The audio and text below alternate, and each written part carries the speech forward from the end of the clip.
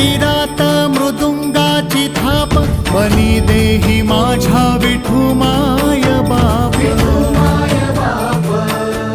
टाळ चिपळ्यांच्या संग विठू